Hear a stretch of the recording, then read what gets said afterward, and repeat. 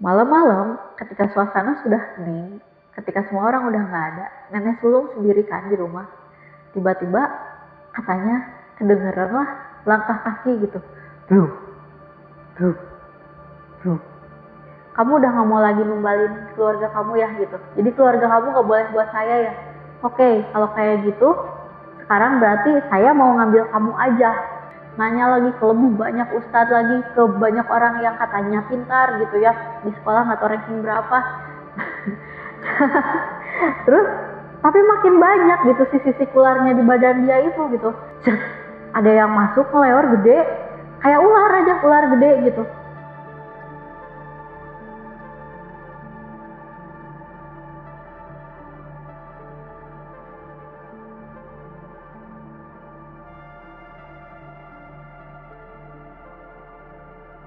Halo Sobat Random semuanya, selamat berjumpa lagi dengan saya di channel Random My. Channel Random My ini dibuat untuk sharing-sharing pengalaman-pengalaman saya pribadi dengan kondisi parabola di kepala bisa dibilang menyala. Nah, parabola menyala ini memungkinkan kita untuk menerima sinyal-sinyal, frekuensi-frekuensi, bisa berupa potongan cerita atau data-data, dan kadang-kadang cuma visual aja random. Nah, untuk kali ini saya akan menceritakan tentang kasus-kasus yang mungkin teman-teman sendiri pernah kenal ya, karena di Indonesia gak aneh lah ya cerita-cerita mistis kayak gini.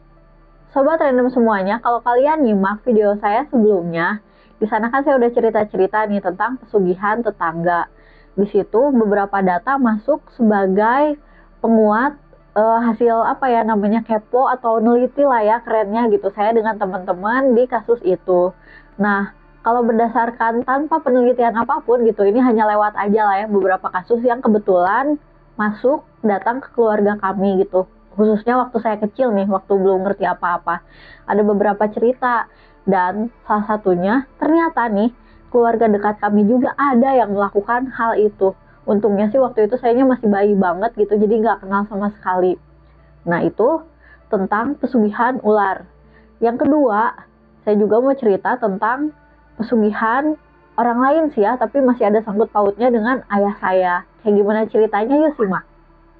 Cerita yang mau saya sharing kali ini adalah tentang pesugihan, 3 jenis pesugihan yang berbeda sih ya maksudnya.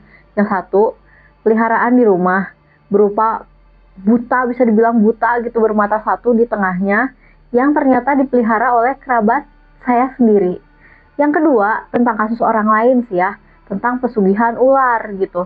Nah, kasus ini secara nggak langsung sih nyangkut juga tentang ke papa saya gitu waktu itu. Dan yang ketiga adalah kasus pelepasan susuk. Udah nggak aneh kan pasti, tapi yuk kita dengerin aja dulu, siapa tahu pengalaman kita sama gitu. Cerita yang pertama yang saya mau sharing sama kalian nih. Ternyata dulu itu mama saya cerita, kata mama dulu saya tuh punya nenek, neneknya punya kakak. Nah kita sebut aja nenek sulung ya. Nenek sulung ini dulu hidup di Bogor dengan suaminya. Kondisi mereka di Bogor waktu itu tuh sangat miskin banget. Bahkan tetangga sendiri entah apa yang terjadi di zaman itu ya, gak memungkinkan untuk ngasih pertolongan ke mereka gitu. Nah, sampai akhir hayat suaminya nih, si Wak Pameget berarti ya gitu, dia tuh ingin memberikan sesuatu nih ke istrinya sebelum meninggal gitu. Nah, akhirnya sebelum meninggal, Wak laki-laki ini, Wak sulung Pameget ini, memberikan secari kertas gitu ke nenek sulung. Isinya tuh kayak isim gitu, jadi tulisan-tulisan Arab gitu ya. Nah, katanya, ya emak gitu, nanti sepeninggalan bapak, setiap kali ada orang datang ke emak untuk minta pertolongan, ini digunting aja sedikit. Maka dari itu usaha-usaha orang yang datang ke emak itu bakalan tiba-tiba lancar dan mereka tiba-tiba menjadi kaya raya katanya. Nah, si nenek sulung ini kan bingung ya, maksudnya dia sendiri tuh nggak ngilmu, nggak tahu apa-apa tentang hal-hal semacam itu gitu. Tiba-tiba suaminya mau meninggal dan talatah atau meninggalkan pesan kayak gitu gitu. Nah tapi ya udahlah ya diterima aja gitu. Mungkin apa ya, mungkin ada betulnya juga atau ya udahlah namanya juga gitu orang udah mau meninggal gitu ya, mungkin agak ngaco, diterima aja dulu. Akhirnya suatu hari datanglah seseorang nih, dan seseorang ini tuh udah di dalam prediksi si suaminya yang bakal meninggal ini juga gitu. Suatu hari ya akan datang seseorang kaya raya banget tapi dia ingin lebih kaya lagi dan minta pertolongan sama emak katanya. Nanti si orang kaya yang ingin lebih kaya lagi ini, yang usahanya ingin lebih maju lagi ini, akan ngasih ke emak bayaran gitu ya, yang luar biasa besar dan bisa ngerubah hidup keluarga kita gitu. Nah ya terserah bapak lah ya, bapak pokoknya yang tenang gitu sebelum meninggal, di ini aja ditenangkan gitu. Akhirnya ya udah, betul dari situ nggak lama kemudian suaminya meninggal dengan meninggalkan itu warisannya, seolah-olah secari isim itu adalah warisan buat istrinya. Dan betul dari situ nggak berapa lama, hanya selang kalau nggak salah 40 hari setelah peninggalan suaminya, datanglah dua orang suami istri gitu ya, datang tiba-tiba nanya aja gitu ke nenek sulung ini, gimana ya gitu, saya betul-betul sekali apa yang dikatakan suaminya itu. Saya sudah kaya, usaha sudah jalan, tapi ingin lebih maju lagi, ingin lebih sukses lagi, gimana ya caranya gitu. Akhirnya ingat kertas itu, wah bener nih, kertas itu diambil lah, lalu digunting sedikit gitu ya, dikasihin lah ke orang kaya itu gitu. Ini katanya, masukin secari kertas ini ke dalam minuman kamu, nanti usaha kamu tiba-tiba aja akan jauh lebih maju dari ini dan kamu kaya, tajir, melintir instantly gitu. Wah, oke. Itu jadi otomatis aja gitu ya. Si nenek sulung waktu itu ngomong seolah-olah kayak bener gitu, dianya sendiri kayak meyakini itu, padahal ya nggak tahu ya gitu. Ya udah, dilepas aja dulu ya. Nah, berikutnya datanglah gitu si orang itu, betul, dan si usahanya itu sukses, maju, lebih maju lagi dari sebelumnya dengan ngasih tanda terima kasih ya. Ternyata uang gepokan gitu ya, di zaman itu uang gepokan dong segimana, secara waktu itu Rp25 aja udah gede banget kan ya di zaman itu. Ini uang kertas gepokan dikasihin lah ke nenek sulung. Dari situlah pelan-pelan kehidupan nenek sulung berubah. Disitulah cerita mistisnya dimulai. Pada suatu malam si nenek sulung pun tidur. Nah, di dalam mimpinya tiba-tiba ada perempuan datang gitu ya ke dia gitu ya. Terus ngomong kayak gini katanya, "Nyai, cenah, kamu teh sekarang udah mulai benghar. Kamu sekarang udah mulai kaya, hidup kamu sudah mulai terangkat. Maka sekarang kamu pun harus melakukan sesuatu," katanya, "supaya kekayaan kamu ini awet dan langgeng." Nah, gimana coba? Jadi si nenek sulung itu disuruhlah di dalam mimpinya sama perempuan itu buat bikinin satu ruangan jangan ada cahaya sama sekali di situ kecuali dari jendela kecil ya, dari ventilasi kecil. Jadi boleh cahaya matahari masuk gitu kalau pagi-pagi. Nah, berikutnya tolong minimalisir cahaya yang masuk ke dalam rumah. Terus buat satu ruangan itu mah kosong aja. Nggak boleh ada satu orang pun yang masuk ke ruangan itu untuk keperluan apapun gitu. Pokoknya nggak boleh aja. Dan si kamar itu tuh minta dibikinin seelegan mungkin, selengkap mungkin, senyaman mungkin, seolah-olah itu buat tuan rumah. Nah, di ruangan itu nggak boleh ada satu orang pun masuk ke situ katanya. Cuma Nyai aja yang boleh tidur di ruangan itu pun kalau malam hari. Dan kayak seolah-olah di situ teh ada suaminya gitu ya, ada seseorang yang harus dikaulaan gitu, dilayani dengan baik gitu, seolah-olah itu suaminya oleh si nenek sulung ini gitu. Akhirnya ya percaya nggak percaya ya gitu, dan dianya sendiri juga mungkin meskipun nggak percaya tetap aja ingin mempertahankan hartanya yang baru datang ini gitu. Seumur umur hidupnya udah susah gitu, ini tiba-tiba harta datang, ya ya udah aja, nurut aja gitu ke petuah di mimpi itu gitu. Akhirnya rumah dia yang tadinya, tahu sendiri lah ya sobat random semuanya, rumah zaman dulu tuh kan ya udah mah ablag-ablagan gede gitu ya, pasti jendelanya juga besar-besar gitu, mudah sekali dibuka. Jadi dibuat si cahaya matahari itu kan masuk dengan leluasa gitu ya ke dalam rumah tuh, enak gitu, tanpa penerangan dari luar lampu yang banyak juga. Rumah zaman dulu mah enakeun cahayanya. Nah, ini mah jadi sama si nenek sulung itu dimodif aja ya rumahnya, direnov jadi minim cahaya banget gitu, dibikin jadi apa ya, kalau kata orang Sunda mah hieum gitu, hieum, teduh, gelap kayak gitulah.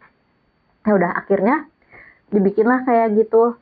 Dan ternyata benar, semenjak saat itu si pasien yang datang ke rumahnya nenek sulung ini makin banyak lagi. Ada aja kasus orang-orang datang dengan segala permasalahannya, dan satu aja solusi si nenek sulung ini.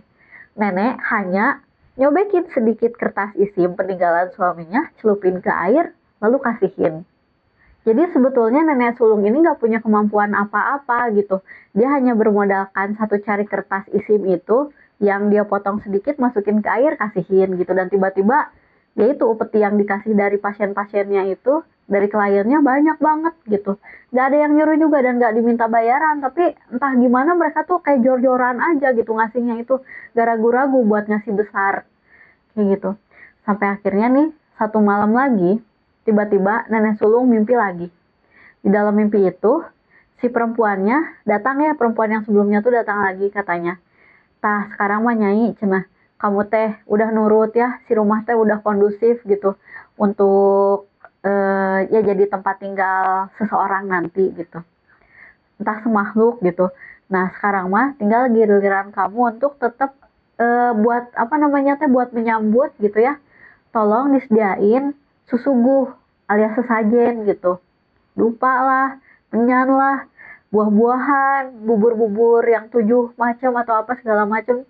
Pokoknya seolah-olah kamu akan menyambut tamu yang agung, tamu istimewa gitu. Ya udah. Akhirnya besoknya dilaksanakanlah petuah di dalam mimpi itu. Disiapkanlah oleh nenek sulung ini semua yang diperlukan gitu ya, seolah-olah mau menyambut tamu. Berikut ya di depan dupa dan kemenyan kayak gitu-gitu ya. Sementara kan ya secara kita tahu bareng-bareng lah ya gitu Sobat Random, bahwa sesungguhnya kan bukan itu tujuan utamanya ada sesajen dengan dupa itu gitu. Tapi ya oleh yang semacam itu dimanfaatkan gitu, beda-beda tujuan, bebas lah ya gitu. Nah, malam-malam ketika suasana sudah hening, ketika semua orang udah nggak ada, nenek sulung sendiri kan di rumah. Tiba-tiba katanya kedengeran lah langkah kaki gitu. Bruk, bruk, bruk. Wah, kayaknya yang ditunggu, dan suasana tuh jadi tiba-tiba mencekam banget gitu ya. Dan ada makhluk yang apa namanya, yang nyulik gitu, nyulik nenek sulung buat masuk ke kamar, dan terjadilah apapun itu yang dilakukan suami istri di dalam kamar gitu ya. Sesosok makhluk besar, ya mungkin ketika itu mah bisa jadi si makhluknya nyamar atau gimana gitu ya.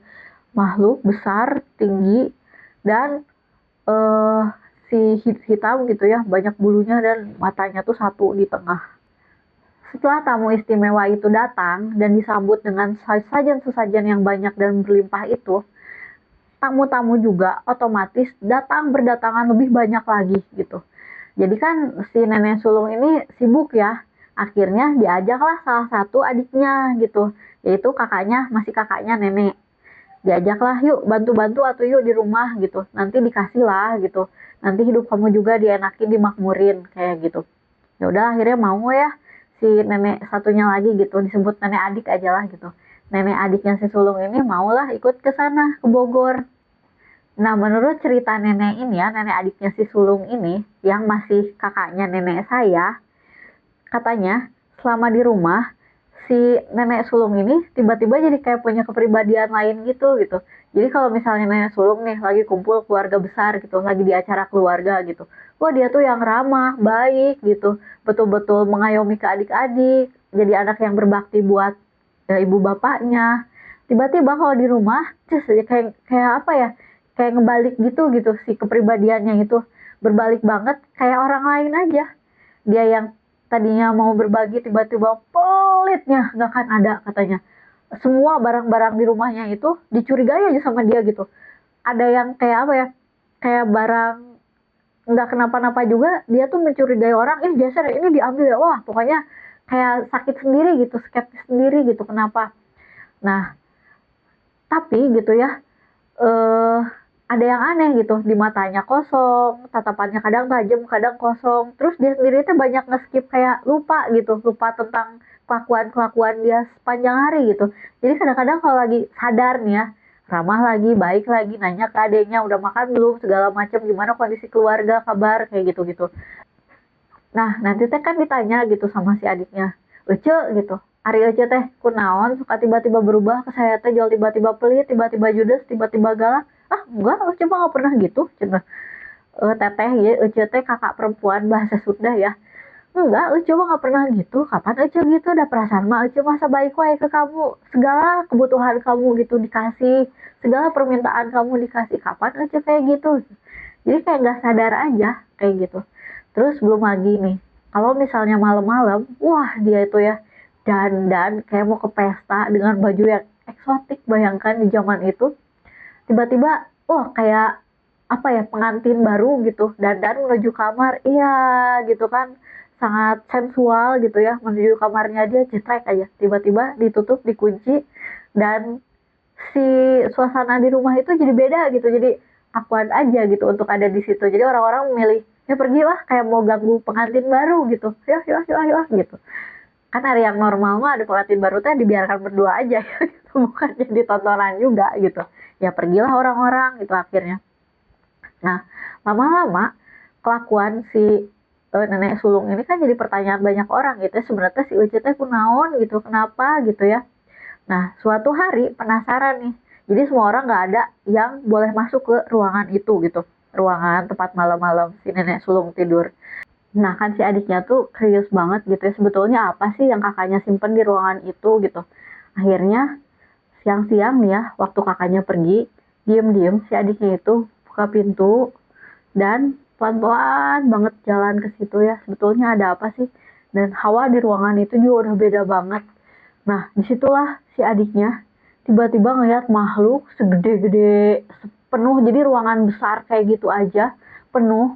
Si makhluk itu tuh tidur di kasur yang ternyata kasur di situ juga eh, beda gitu ya, si ukurannya tuh besar banget gitu, di setel besar banget, dibikin besar. Dan si makhluk itu tuh ada aja tidur di situ dengan telanjang bulat gitu, pakai iya bulu gitu sepanjang badannya, dan matanya cuma satu di tengah gitu. Melihat si makhluk itu, adiknya otomatis lari gitu ya, ketakutan keluar gitu ya, dengan keringat bercucuran, keringat dingin segala macam, jadi merinding banget dan bergetar. Mau bilang ke siapa? Nah tiba-tiba anehnya juga di situ waktu dia mau cerita ke tetangganya dan juga ke orang gitu ya, saat itu juga mulutnya tuh tiba-tiba kayak tutup aja, kekunci aja, dia cuma ketakutan aja, kayak betul-betul matanya ke atas gitu, dan ya shock sendiri aja lah gitu. Akhirnya ditolongin lah sama tetangga gitu, ditenangkan dulu. Udah, apa yang terjadi gitu, pas ditanya sama tetangga, nggak ada apa-apa katanya, nggak kenapa-napa.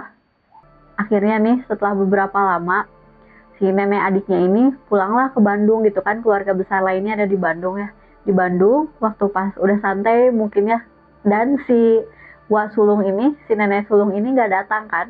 Nah disitulah dia bisa cerita katanya, waktu itu dia pernah diem-diem masuk ke ruangannya nenek sulung, dan dia ngeliat makhluk itu gitu, segede gitu dan ketakutan gitu. Ya keluarga yang lain maksudnya memang udah nyangka juga sih ini anak tuh kenapa gitu, kenapa si sulung kami itu berubah gitu ya, dengan perilaku yang tiba-tiba rasa ternyata sama seluruh keluarga besar juga gitu, ada yang aneh gitu dengan dia tuh gitu ya. Udah mah tiba-tiba aja kaya dengan melesat gitu, tiba-tiba dia buka praktek perdukunan kayak gitu kan, kenapa gitu. Dia tuh nggak kayak gitu sama sekali sebelumnya, sebelum suaminya meninggal itu gitu. Tapi ya udah aja, ternyata ada cerita itu tuh jadi penguat juga gitu. Dan ternyata keluarga lain tuh cerita sesuatu yang lain juga. Kalau datang ke rumah itu, semua anggota keluarga tuh ternyata nggak boleh puasa, nggak boleh sholat gitu ya, nggak boleh ada ritual keagamaan apapun. Jadi yang puasa disuruh buka, yang sholat nggak boleh di tempat itu gitu kan. Pertanyaan besar tuh ada apa? Nah ternyata terjawab lah gitu. Nah tapi kan namanya juga akhir ceritanya gimana gitu ya, namanya juga pesugihan nggak akan bertahan lama, ada batas waktu. Pelan-pelan sih setelah kondisinya menua dan lain-lain gitu, si itu tuh si hartanya dan segala warisannya gitu nggak turun ke anak-anaknya, udah aja cut begitu dia meninggal, udah anak-anaknya kembali lagi ke kondisi semula, bahkan lebih bisa dibilang lebih berkonflik atau kayak gimana nggak tahu lah ya. Itu betul-betul sama keluarga-keluarga itu tuh bisa dibilang kami sendiri hilang kontak gitu sama keluarga itu. Ya, karena memang dari jalur nenek agak putus-putus gitu ya si koneksinya. Jadi ya, gimana kelanjutannya, sekarang hidup mereka gimana, Pribadi saya juga nggak tahu. Oke, kita lanjut cerita kedua. Sobat random semua, masih tentang pesugihan. Ini cerita kedua. Emang nggak ada hubungan secara langsung dengan keluarga saya sih kalau yang ini, tapi kebetulan aja lewat gitu. Nah, ini juga ceritanya unik nih. Kalau yang ke satu, ceritanya itu kan tentang pesugihan meminta harta gitu ya. Supaya gimana, entah gimana ceritanya gitu, harta-harta itu datang meskipun dengan ya nggak bisa dibilang polos-polos aja ya, ada yang gitu mah pasti minta tumbal aja. Hanya apa tumbalnya waktu itu nggak tahu, saya ya masih kecil, masih bayi waktu itu ya, jadi nggak ada cerita lanjutan gitu. Pokoknya sekarang mungkin kondisinya udah nggak kayak gitu lagi. Nah, yang kedua ini beda. Jadi yang kedua ini pesugihan tentang kehormatan alias wibawa alias apa ya namanya, kedikjayaan gitu. Jadi itu ceritanya ada bapak-bapak, dulunya itu bapak-bapak ini pegawai negeri nih. Kalau pegawai negeri kan kita semua tahu ya, si jenjang karirnya itu nggak bisa tiba-tiba melesat, tiba-tiba wah jadi kaya sendiri tanpa melakukan apalah gitu, job-job yang nggak sesuai dengan ininya. Nah, itu si bapak-bapak itu tuh gimana sih ceritanya gitu supaya dia di atas gitu. Ternyata kalau pegawai negeri itu pada zaman itu gitu ya, daripada mendulang harta yang banyak, dia lebih butuh satu hal, yaitu kehormatan, yaitu wibawa gitu, supaya dia didengar di kantornya dan orang-orang tuh segan untuk nyenggol dia lah atau memperbudak dia lah gitu. Karena kan ya bisa dimaklumi juga kondisinya, kalau misalnya kita di pegawai pemerintahan gitu ya, senior kita tuh bisa seenaknya tanpa nambahin ya gaji lebih gitu, penghasilan lebih, udah aja seenaknya. Nah, si bapak itu mungkin nggak terima gitu di kayak gituin. Akhirnya dia pun pesugihan untuk menguatkan dirinya sendiri dari sananya kayak gitu. Nah, yang ini unik, bapak-bapak itu pesugihan ular gitu. Jadi si bapak-bapak itu memang betul di perjalanan hidupnya gitu ya, mendapatkan apa yang dia mau gitu. Di kantornya sukses, karirnya maju, atasannya sendiri pun bahkan takut sama dia, segan, sungkan, apapun yang dia butuhin di kantor dikasihin. Ya teman-temannya otomatis iri lah ya, kayak gitu. Nah, keluarganya sendiri juga ya pasti sejahtera karena kondisi dia yang disayang di kantornya kayak gitu.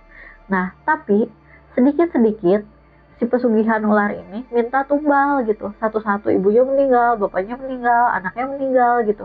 Rumah tangganya goyang gitu. Dan ada biasa datang gitu ya perempuan cantik gitu, ternyata badannya ular, bilang kalau ini udah waktunya saya ambil satu-satu dari kalian.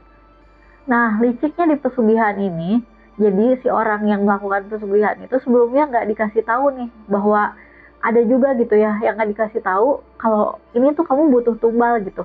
Setelah kamu mendapatkan apa yang kamu mau, maka kami juga harus mendapatkan sesuatu dari kamu gitu. Nah, tapi kan nggak dibilang juga bahwa itu jadi keluarganya gitu ya. Akhirnya si bapak itu nggak sanggup. Gimana ceritanya gitu, dia nggak sanggup kehilangan keluarganya. Nah, karena keberatan akhirnya dia pun udahlah nggak akan ginian lagi, udahan aja katanya. Nggak mau, dia udah mulai ya di situ tuh udah punya firasat kalau dia harus butuh pertolongan gitu. Udah mulai nanya ke ustadz, udah mulai yang melakukan lagi ritual keagamaan gitu. Udah mulai membuka diri lagi untuk tobat gitulah ya. Disitulah tiba-tiba malam-malamnya dia mimpi biasa didatengin perempuan cantik banget gitu, yang bawahnya tuh ular gitu, jadi setengah ular gitu. Datanglah si perempuan itu dan bilang, kamu udah gak mau lagi numbalin keluarga kamu ya gitu, jadi keluarga kamu gak boleh buat saya ya. Oke, kalau kayak gitu sekarang berarti saya mau ngambil kamu aja gitu, saya mau ngambil kamu buat jadi milik saya gitu. Nah, disitu kan dia yang wah, tiba-tiba bangun dengan kaget gitu ya, sudah bercucuran keringat kayak gitu. Dan waktu dia lihat tangannya dong, di sini tiba-tiba udah muncul sisik segini. Dia kaget gitu dan panik nih harus kayak gimana. Nanya lagi ke lebih banyak ustadz lagi, ke banyak orang yang katanya pintar gitu ya. Di sekolah nggak tahu ranking berapa. Terus, tapi makin banyak gitu si sisik ularnya di badan dia itu gitu. Sampai kata orang-orang juga tubuh dia tuh wanginya udah beda gitu, kayak main ke kebun binatang di ini, di kan zaman dulu gitu ya ada ini ular gitu, tempat ular, nah baunya tuh udah kayak gitu. Akhirnya dia udah sefrustasi itu, pergilah ke Sumedang katanya untuk nemuin orang pinter di Sumedang gitu ya, paranormal gitu di Sumedang. Tapi dia nggak ketemu dengan orang yang dimaksud karena entah waktu itu belum ada Google Map, jadi dia kebingungan buat cari lokasinya atau gimana lah. Akhirnya dia istirahat lah di warung gitu, kayak warung kopi gitu ya. Rereh dulu gitu, diam duduk, pesan kopi, pesan makan dikit gorengan kayak gitu-gitu mungkin. Nah, disitulah sama si penjualnya itu tiba-tiba Pak aku naon, nah, ya agak cerita dikit lah, menuju milarian nu pinter, katanya lagi cari yang pinter, bade ubar katanya teh, oh sahanu teu damang gitu, ya saya, katanya saya yang sakit gitu. Nah disitulah tiba-tiba datang bapak-bapak out of nowhere banget gitu, nggak tahu dari mana gitu ya, datang duduklah di sebelah bapak-bapak yang tadi udah bersisik itu ya, terus ngasih tahu katanya teh, oh bapak milarian anu pinter kanggo ngalandongan eta gitu, ada apa di Bandung cenah orangnya teh. Nah disebutkanlah ciri-ciri, entah gimana ceritanya itu mah, disebutkanlah ciri-ciri ayah saya dulu gitu, disebutin. Nah si orang itu teh ya Pak bisa nolongin bapak katanya dan ngembaliin kondisi bapak ke ini semula gitu, ke kondisi semula gitu. Akhirnya dia tuh kesini jauh-jauh dari entah di mana dulu teh tempat tinggalnya, saya lupa lagi lah ya, nggak mau ngarang juga. Datanglah ke sini ke rumah gitu, di rumah tuh nyari ayah saya gitu dengan ciri-ciri yang disebutin, katanya ada bapak-bapak di Sumedang katanya teh, nyuruh saya ketemu sama bapak. Bapak siapa, jadi siapa bapak namanya gitu, di saat itu kenalan gitu ya. Sebetulnya sih ayah saya sendiri juga memang ada bakat buat jadi healer gitu, tapi dari menghadapi kasus gini dan punya orang yang merekomendasikan mah kayaknya nggak tahu gitu ya. Ayah saya juga bingung sendiri dari mana gitu, siapa itu, nggak kenal sama sekali gitu. Meskipun di Sumedang sendiri adalah ya bisa dibilang sih salah satu spot kampung halaman gitu. Nah papa saya sendiri juga bingung gitu, dari mana orangnya datangnya, dikasih tahu sama siapa, nggak tahu aja lah pokoknya. Tapi ya udah, karena memang tamu ya jauh-jauh juga, ya biasalah dipersilahkan masuk gitu, diajak ngobrol dengan baik, ditanya kenapa, ada maksud apa, memangnya kenapa, gimana gitu. Jadi jelasin lah sama si bapak itu, inginnya dijaya gitu ya, kuat. Dan ternyata ada fakta lain tuh yang terungkap waktu itu. Di lembaga pemerintahan, di pegawai negeri, ini mah menurut bapak itu ya yang bersangkutan, ternyata orang-orang di dalam sana tuh pas santet-santet, bayangkan itu sobat random. Jadi gimana ceritanya si bapak itu juga harus membentengi diri kan, dia juga harus bikin pertahanan kuat supaya nggak mempan ke diri dia gitu, kiriman-kiriman dari teman-teman sampingnya kayak gitu-gitu tuh. Nah awalnya memang betul dia jadi kebal aja gitu, jadi tahan. Tapi ya setelah dinikmati segala macamnya kayak gitu, ya itu ada bayarannya itu, dan sekarang menimpa dirinya dia kan, makanya dia ingin lepas gitu dari kayak gitu. Waktu itu tuh ya bingung juga sih ya saya ditodong kayak gitu, diterima atau enggak gitu. Jadi ya udahlah bapak sekarang tenang dulu gitu, ya udah ini mah air doa biasa Pak, diminum aja dulu, bapak pulang dengan tenang, nanti saya coba ya coba dipikirin gitu ya apa yang baiknya dilakukan untuk bapak gitu. Akhirnya si bapak itu pun pulang gitu. Nah ayah saya kan ada kasus kayak gini lah ya, dan orang bisa dibilang orang asing gitu ya, diskusilah sama keluarga gitu, nih ada bapak-bapak tiba-tiba datang gitu dengan kasus kayak gini, gimana nih gitu. Kami juga waktu itu anak-anaknya suka diajak ngobrol gitu ya kayak gitu tuh ya. Waktu itu papa juga nanya jadi ke kami, ke keluarga gitu, karena kan kondisi anak-anaknya juga parabolanya nyala gitu ya, jadi saran kami juga sangat didengar, apalagi waktu itu kami lebih kecil lagi, mungkin anak kecil lah gitu, dengan kepolosannya lebih terkoneksi lagi dengan semesta gitu. Ya papa nanya gimana nih baiknya, ya kami otomatis aja natural gitu ya, udah aja terima, kasihan kan gitu, kesini juga entah siapa yang ngarahin, papa sendiri nggak tahu, disiweh gitu, ini mah dicoba aja, siapa tahu ya dari yang maha nyembuhin mah kan Tuhan semesta alam gitu, ada sang maha kawasa yang akan mengatur semuanya, tapi kita mah ya tolong aja sebisa-bisa kita gitu, hasil akhir mah gimana nanti aja kita serahkan lagi kepada sang maha. Nah udahlah akhirnya dicobalah gitu, diterapiin sama papa gitu ya, dengan metode beliau waktu itu gitu. Nah disitulah teror ke keluarga kami dimulai. Dari mulai saat itu, kalau kami pulang ke rumah, tiba-tiba si suasana rumah tuh beda aja, kayak bukan rumah sendiri gitu. Si hawanya gitu ya, si atmosfernya tuh beda aja. Entah gimana ya, cahaya matahari yang biasanya terang gitu ya, serumah-rumah tuh redup aja gitu, kayak hiam, kayak masuk ke hutan yang si daun-daunnya tuh rimbun gitu ya, dinginnya beda, hawanya beda, ada bau aneh juga. Bener asli, kayak bau ke kebun binatang aja gitu. Kayak bau ke kebun binatang pas kita ke wilayah reptil. Gitulah bau-bau asam reptil gitu ya.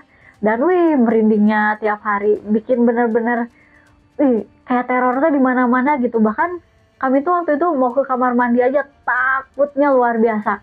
Bukan takut yang dibuat-buat anak kecil yang mama takut ke kamar mandi, enggak ya, ada kami mah dari kecil juga dididik dan dilatih untuk jadi pemberani. Makanya kalau ada faktor luar yang bikin kami ciut dan takutnya, nah itu kenapa gitu.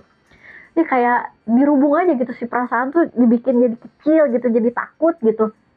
Nah, ya udah, ternyata bukan kami aja yang anak-anak yang ngerasa gitu. Mama juga kalau sholat begitu tutup mata kayak ada ular gitu di depan mukanya itu. Nah, terus yang lain juga gitu ya. Bahkan papanya sendiri ya didatangin, udah mulai diancam-ancam kayak gitu. Biasanya dalam kondisi gitu papa tiap malam gitu jadi ditahajudin, diwiridin kayak gitu buat ya ikut ngebantu dan netralisir di rumah juga ya. Jadi kayak dua gitu sih ininya tuh menghadapi kasusnya tuh. Satu, si bapak itu harus aman. Yang kedua, ini rumah juga jadi ikutan keteror gitu. Kenapa? Jadi kami semua juga di sini ikut merasakan dampaknya gitu. Nah, yang paling parah itu nenek saya, kan bisa dibilang lah itu mah nggak terlalu benar-benar acuek gitu ya keurusan kayak gitu teh, keurusan metafisik kayak gitu teh. Nah, tiba-tiba pulang, entah pergi dari mana, pas buka pintu kamar, ada yang masuk ngeleor gede, kayak ular aja, ular gede gitu. Udah kayak gitu, pas dilihat nggak ada, tapi betul-betul jelas di ujung mata mah itu teh ular, ular gede masuk, makanya ketakutan. Langsung lah bilang gitu ke papa, ini lagi apa sih, kenapa gitu, di rumah kita beda. Ternyata ya lagi nyelesain kasus ini gitu. Udah gitu mah, nenek juga ya masih ngelihat di kamarnya, si ular penuh banget di kamarnya gitu ya, tapi ngedip nggak ada, kayak gitu-gitu aja mainannya tuh, jadi ganggu pikiran lewat visual-visual gitu, bahkan ke orang yang cuek sekalipun gitu. Waktu itu kan belum ada HP ya, jadi kalau misalnya bapak itu mau datang ke rumah nih, nggak ngasih kabar dulu ya, nggak WA atau apa gitu. Pager kayaknya belum deh, belum musim sampai ke pager waktu itu ya, entah papanya belum punya atau gimana, yang saya ingat nggak. Tapi kalau bapak itu mau datang ke sini dari radius dia masih beberapa meter, masih jauh dari rumah, itu seremnya udah bener-bener bisa kerasa, udah set berubah aja sih suasana tuh. Udah ketahuan nih, mah kayaknya bakalan ada si bapak itu datang. Iya, mama juga kefilingan gitu, kata ibu saya teh. Ternyata bener, nunggu sebentar, tok tok tok, bret, itu beneran yang namanya, ih horor, ada si bapak itu. Pengen kabur, pengen kemana gitu, tapi si kaki tuh kayak ditahan aja. Jadi bener-bener bingung, di kamar, anak kecil, bisa nangkep sinyal semacam itu, tapi nggak tahu harus gimana gitu. Akhirnya udah weh, saya mau melarikan diri waktu itu karena nggak sanggup gitu ya. Pergi aja ke rumah teman dulu. Dan betul aja ya, si papa diancam, banyak hal-hal yang tidak terduga terjadi gitu, tiba-tiba sakit ya, energinya ngedrop segala macam, pertarungan terus-terusan ya, akhirnya ya karena si bapaknya sendiri juga waktu itu kondisinya udah taken kontraknya, udah dealnya udah nggak bisa diganggu gugat. Akhirnya singkat cerita, waktu si sisik-sisiknya makin nambah sekujur badannya gitu, ya si bapak itu pun akhirnya ya meninggal. Hanya ya bisa-bisa waktu itu kondisi sebelum meninggalnya ya diselamatkan lah gitu. Mudah-mudahan jiwanya bisa kembali ke tempat yang semestinya gitu ya, bukan ke tempat jiwa-jiwa pesugihan kayak gitu. Tapi ya nggak tahu lah, hasil akhir kayak gitu mah bukan kami yang menentukan kayak gitu. Berikutnya kabar dari keluarga bapak itu ya udah pas udah meninggal gitu ya, beberapa kali bahkan si bapaknya sempat datang dengan kondisinya beda, kasep gitu ya, bersih tanpa sisik dan lebih muda lagi. Ya minta maaf, nyesel, bilang terima kasih udah nganterin kepulangannya, maaf selama 1 bulan penuh jadi ikut-ikutan ngerepotin dan neror keluarga ini gitu. Jadi kata si bapaknya tuh, begitu di titik dia meninggal memang sih si pesugihan ularnya itu lepas gitu, makanya neror kesini karena itu udah hampir-hampir lepas gitu, dan tahu kan itu diserang gitu ya. Ya si bapaknya bisa pulang dengan tenang, si pesugihannya ada di sini gitu ya, dan ya dinetralisir lah akhirnya sama si papa dan kawan-kawan. Mungkin waktu itu entah sendiri, saya nggak tahu kayak gimana, tapi akhirnya kasus itu selesai gitu setelah beberapa bulan lumayan teror. Oke, sobat random semuanya, kita lanjut ke cerita ketiga. Gitu lah ya Sobat Random, jadi memang dari kecil juga udah banyak pisahan kejadian aneh gitu di keluarga kami, khususnya di saya sendiri gitu. Tapi dari situ juga kan jadi belajar banyak pengalaman gitu. Nah, cerita yang ketiga ini, itu tuh sampai sekarang masih kejadian juga sama saya gitu ya. Yang ketiga ini pesugihannya berupa susuk. Nah, susuk ini sih biasanya di perempuan penampil gitu ya, atau di laki-laki penampil. Dimana kalau misalnya mereka tidak semencerang itu, tidak secerah itu gitu, bisa aja dia kesalip juga gitu sama yang lain kayak gitu. Nah, itu juga sama sebetulnya salah satu jenis pesugihan kayak gitu. Karena ya suka nggak suka mau nggak mau ada yang diminta tumbal kayak gitu ya, kerjasamanya pokoknya sama makhluk astral katanya jin gitu, ya pasti itu disebutnya udah pesugihan kayak gitu. Beda lagi dengan misalnya ya penampil atau ya orang gitu ya, energinya bagus melimpah di tubuh dia berakselerasi dengan baik, terus tiba-tiba dia jadi terang gitu, jadi mencerang pisan, jadi menarik, sangat bagus dilihat dan ya menarik aja gitu. Itu beda lagi, itu mah pakai energi nggak apa-apa, itu mah beda cerita lah pokoknya mah. Nah, ini mah kita fokus aja ke yang pesugihan ketiga adalah susuk kayak gitu.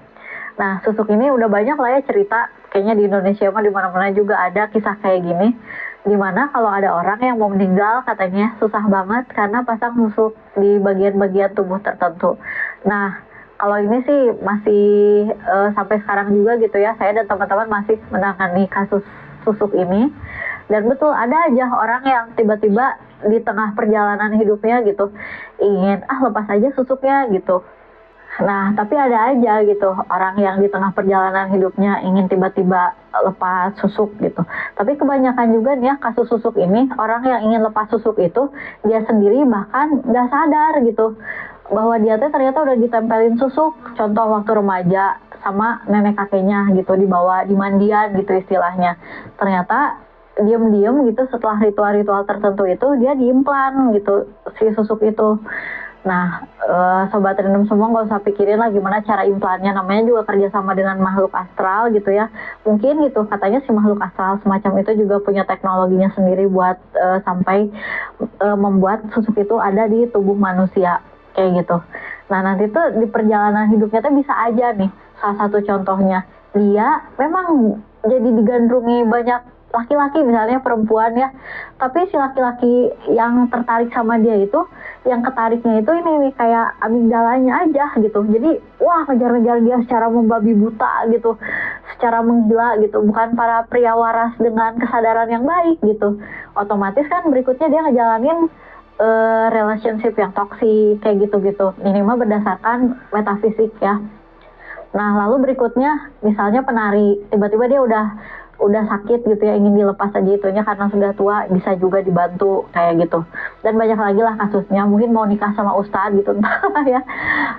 Nah, proses ngebantunya itu ini bisa bisa cepet atau lama tergantung semenikmati apa dia dengan susuknya itu kayak gitu.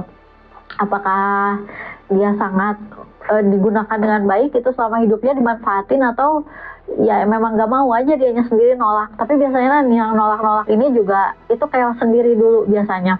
Dia melawan si susuknya ini, nanti juga pasti didatangin entitas, itu chaos dulu di situ, perjuangan struggling sendiri dulu gitu. Sampai akhirnya mungkin bisa dibantu. Nah, orang yang pakai susuknya ini juga, jadi dia tuh kayak si hormon di tubuhnya itu, kimia tubuhnya diubah gitu ya sama si susuknya ini sendiri, sampai bikin dia nggak sadar kayak, wah jatuh cinta setiap saat gitu, dengan menggebu-gebu, ingin tampil keren tuh setiap saat, tapi mungkin nggak pada tempatnya gitu ya.